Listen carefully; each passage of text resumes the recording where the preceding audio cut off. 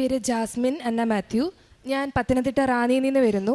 ഞാൻ ആദ്യമായി ഉടമ്പടി എടുത്തത് 2023 മെയ്യിലായിരുന്നു. പക്ഷേ ഉടമ്പടി കാശ് രൂപ നഷ്ടപ്പെട്ടത് കാരണം ഞാൻ വീണ്ടും 2023 ഒക്ടോബർ 30 ഉടമ്പടി എടുത്തു.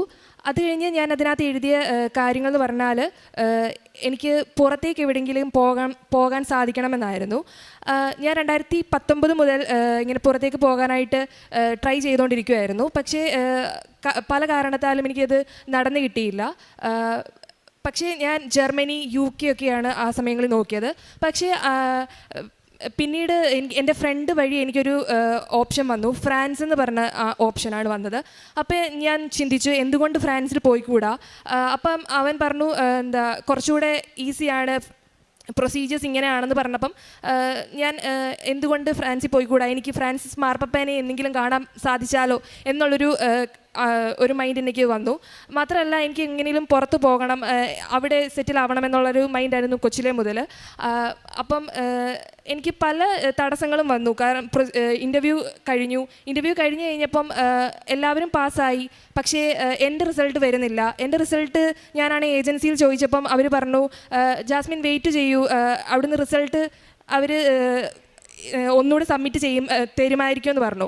അപ്പം ഞാൻ അന്ന് വൈകിട്ട് അവർ മെയിൽ അയച്ചപ്പം ഒരു 9 പേരെ ലിസ്റ്റ് തന്നു. അതിനകത്ത് 3 പേര് റിജക്റ്റഡ്, പിന്നെ 3 പേര് അഡ്മിറ്റഡ്, ഒരാൾ അൺഎലിജിബിൾ എന്നാണ് കാണിച്ചത്. എൻ്റെ മാത്രം വന്നേക്കുന്നത് ഇൻ്റർവ്യൂ ഇൻ റിവ്യൂ എന്നാണ്.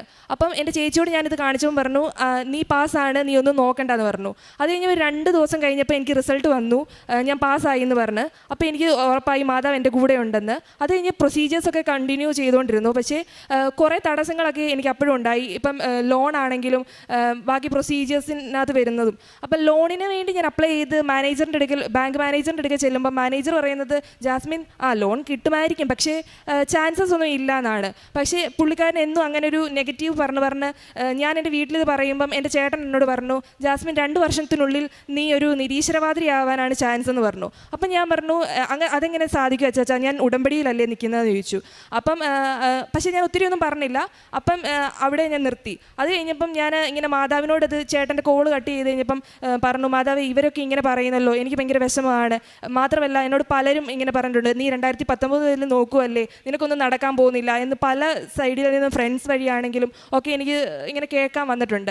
അത് കഴിഞ്ഞ് വേറെ കൂട്ടുകാരി എന്നോട് പറഞ്ഞിട്ടുണ്ട് നീ എല്ലാവർക്കും വേണ്ടി പ്രാർത്ഥിക്കാറുണ്ട്, അവർ എല്ലാ കാര്യങ്ങളും നടക്കാറുമുണ്ട്, പക്ഷെ നിൻ്റെ കാര്യം മാത്രം വരുമ്പോൾ എന്താ മാതാവ് അല്ലെ ഒന്നും നടക്കുന്നില്ലല്ലോ എന്ന് പറഞ്ഞു. അത് കേൾക്കുമ്പോഴും ഞാൻ നടക്കും എന്നുള്ളൊരു മൈൻഡിൽ ഫോൺ കട്ട് ചെയ്ത് കഴിയുമ്പോൾ ഞാനിങ്ങനെ പറയും മാതാവേ ഇതിനൊക്കെയുള്ളൊരു മറുപടി നീ തന്നെ എനിക്ക് കാണിച്ചു തരണേ എന്ന്. അത് കഴിഞ്ഞപ്പോൾ ബാങ്കിൽ നിന്ന് ഒരു അപ്ഡേഷൻ കിട്ടുന്നുണ്ട്, പക്ഷേ ഒരു പോസിറ്റിവിറ്റി ഒന്നും കിട്ടുന്നില്ല.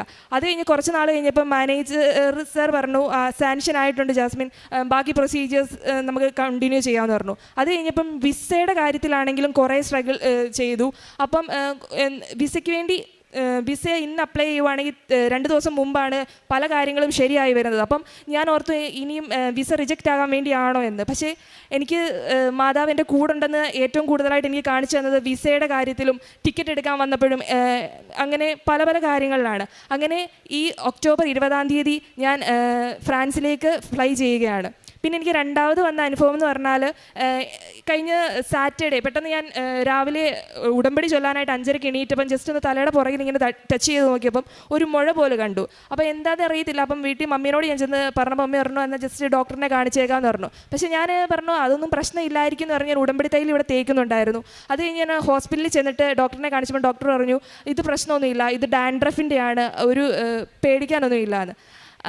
എനിക്ക് പിന്നെ ഞാൻ കാരുണ്യ പ്രവർത്തികൾ എന്ന് പറഞ്ഞാൽ ഞാനാണെങ്കിൽ എന്നെ കൊണ്ട് സാധിക്കുന്ന രീതിയിലൊക്കെ ഞാൻ ഹെൽപ്പ് ചെയ്യും പാവങ്ങളെ. ലൈക്ക് ഇപ്പം വീട്ടിൽ നിന്ന് ചോറും പൊതി കെട്ടിക്കൊണ്ട് റോഡിലും റെയിൽവേ സ്റ്റേഷനിലും ഒക്കെ കൊണ്ട് കൊടുക്കും. പിന്നെ പത്രമൊക്കെ റെയിൽവേ സ്റ്റേഷനുകളിലും അല്ലെ റോഡ് സൈഡിൽ അല്ലെ പോകുന്ന വഴികളിലൊക്കെ കൊടുക്കും. പിന്നെ പ്രാർത്ഥനയിൽ എനിക്ക് ഭയങ്കരമായിട്ടൊരു ചേഞ്ചസ് തന്നെയാണ് വന്നേക്കുന്നത്. കാരണം ഞാൻ ഇത്ര പ്രാർത്ഥിക്കുന്ന ഒരു വ്യക്തിയല്ലായിരുന്നു.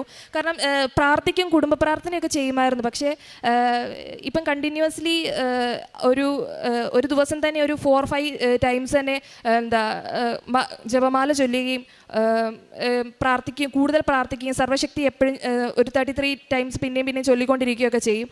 ഇതാണ് എൻ്റെ ജീവിതത്തിൽ ദൈവം തന്ന അനുഗ്രഹം. ഇത്രയും ഏറെ അനുഗ്രഹം തന്ന ദൈവത്തിനും മാതാവിനും കോടാടുകൂടി നന്ദി പറയുന്നു.